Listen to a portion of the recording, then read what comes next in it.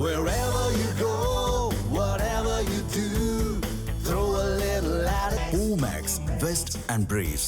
கரூரில் 4 கோயில்களுக்கு சொந்தமான நிலத்தில் கொஞ்சமாவது கோயிலுக்கு என இடம் மிச்சம் இருக்கிறதா என உயர்நீதிமன்றம் கேள்வி எழுப்பியிருக்கிறது. இது குறித்த கூடுதல் விவரங்களை வழங்க இணைகிறார் எமது செய்தியாளர் நாகேந்திரன். விவரங்களை வழங்கலாம்.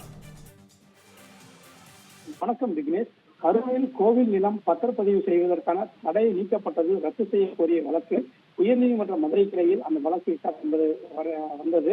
இதில் குறிப்பாக சில கேள்விகளையும் சில உத்தரவுகளையும் நீதிமன்றம் பிறப்பித்திருக்கிறது. அது என்னவென்று பார்த்தோம் என்றால், பத்திரப்பதிவு தடை அந்த நீக்கம் செய்வதற்கு முன் கோவில் நிர்வாகம் தரப்பிடம் ஆலோசிக்கப்பட்டதா என நீதிபதிகள் கேள்வி எழுப்பியிருக்கின்றனர். கோவில் நிர்வாகம் தற்போது கோவில் வசம் உள்ளதா, தனிநபர் வசம் உள்ளதா என்ற கேள்வியும் எழுப்பியிருக்கின்றனர். கோவிலுக்கு என கொஞ்சம் நிலமாவது மிச்சம் இருக்கிறதா எனவும் நீதிபதிகள் சில முக்கியமான கேள்விகளை எழுப்பியிருக்கின்றனர். இந்து சமய அறநிலைத்துறை ஆணையர், கரூர் மாவட்ட ஆட்சியர் விரிவான பதில் மனு தாக்கல் செய்ய வேண்டும் எனவும் உயர்நீதிமன்ற மதுரை கிளை உத்தரவு என்பதை பிறப்பித்திருக்கிறது. சேலத்தைச் சேர்ந்த திருத்தொண்டர் அறக்கட்டளையினுடைய அறங்காவலர் ராதாகிருஷ்ணன் என்பவர் உயர்நீதிமன்ற மதுரை கிளையில் மனு தாக்கல் என்பதை செய்திருந்தார்.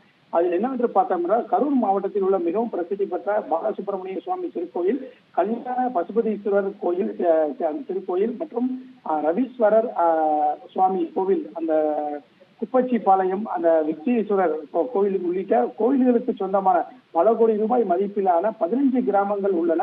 இதில் 3390 தனி நபர்கள் பெயரில் பட்டா வழங்கப்பட்டது. இந்த நிலங்களை பத்திரப்பதிவு செய்ய தடை விதிக்கப்பட்டது.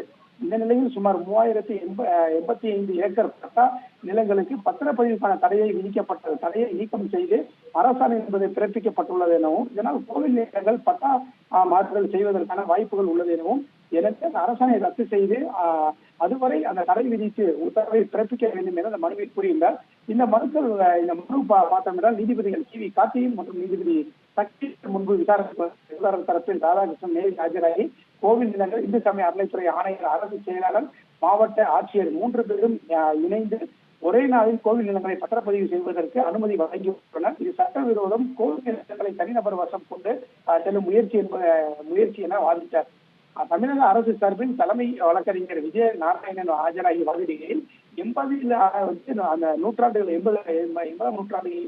சில அந்த நிலங்கள் கோவிலுக்கு வழங்கப்பட்டன. 1965, 67ஆம் ஆண்டுகளில் ரயத்துவாரி பட்டங்கள் வழங்கப்பட்டது. பலருக்கு மாற்றி விற்பனை செய்யப்பட்டது. இது தொடர்பாக விசாரித்ததில் 60 ஆண்டுகளுக்கு மேலாக மனு அளித்த நபர்கள் அங்கு வசித்து வருவது தெரிய வந்தது எனவும், அவர்கள் கோரிக்கையின் அடிப்படையிலேயே தடை நீக்கப்பட்டது எனவும் அந்த மனுவை தள்ளுபடி செய்ய வேண்டும் என வாதிட்டார். அப்போது குறுக்கிட்ட நீதிபதிகள் பத்திரப்பதிவு தடை நீக்கம் செய்வதற்கு முன் கோவில் நிர்வாகத்திடம் ஆலோசனை அளிக்கப்பட்டதா என்ற கேள்வியும் எழுப்பியிருக்கின்றனர். அப்போது இந்த விசாரணை குழுவில் கோவில் நிர்வாகத்தினரும் இருந்தனர். அவர்கள் எந்த ஆட்சேபனையும் தெரிவிக்கவில்லை. இது ஏற்கனவே செட்டில்மெண்ட் செய்யப்பட்ட இடம் என்பதால் மட்டுமே பத்திரப்பதிவுக்கு அனுமதி வழங்கி உள்ளோம் என தெரிவித்தனர். கோவில் நிர்வாகம் தரப்பில் ஆஜரான வழக்கறிஞர், இந்த நிலத்தில் ஏற்கனவே இன மொழிப்பு சட்டத்தின் மூலம் கண்டறியப்பட்டு 100 வருடங்களுக்கு மேல் பட்டா பெற்று குடியிருப்போருக்கு மட்டுமே இந்த பத்திரப்பதிவு அனுமதி வழங்கப்பட்டுள்ளது எனவும், இது எங்களுக்கு ஆட்சேபனை இல்லை என தெரிவித்தார். அப்போது நீதிபதிகள் மீதம் அந்த கோவிலுக்கு கொஞ்சமாவது கோவிலுக்கான இடம் இருக்கிறதா என்ற கேள்வியை எழுப்பியிருக்கின்றனர். நில உரிமையாளர்கள் தரப்பில் வழக்கறிஞர் ஆஜராகி அப்போது அந்த நீதிபதிகள் அரசு தரப்பில் பதில் மனு வரட்டும், பின்பு தங்கள் தரப்பு வாதங்களை கேட்கலாம் என கூறி அதை நிராகரித்து செய்தனர். அதனை தொடர்ந்து பார்த்தென்றால், பதிவுக்கான தடை நீக்கப்பட்டது சம்பந்தமாக இந்த இடங்களை யார் யார் வசம் உள்ளது எனவும், கோவில் வசம் உள்ளதா அல்லது தனிநபர் வசம் உள்ளதா என்பது அதன் அடிப்படையில் அந்த நிலங்கள் தடை நீக்கம் செய்யப்பட்டு என்பது குறித்தும் அந்த விரிவான அறிக்கை வரும் 29ஆம் தேதிக்குள் நீதிமன்றத்தில் அந்த அறிக்கையாக தாக்கல் செய்ய உத்தரவு என்பது பிறப்பிக்கப்பட்டிருக்கிறது. இதனைத் தொடர்ந்து ஆகஸ்ட் 11ஆம் தேதி மதியம் 3:30 மணிக்கு விரிவான விசாரணை மேற்கொள்ளப்படும் எனவும் நீதிபதிகள் உத்தரவை பிறப்பித்து வழக்கு விசாரணையை ஒத்திவைத்து உத்தரவிட்டுள்ளனர். விவரங்களுக்கு நன்றி நாகேந்திரன். தமிழ் ஜனம் சேனலை சப்ஸ்கிரைப் பண்ணாம பார்த்துட்டு இருந்தீங்கன்னா மறக்காம சப்ஸ்கிரைப் பண்ணிடுங்க.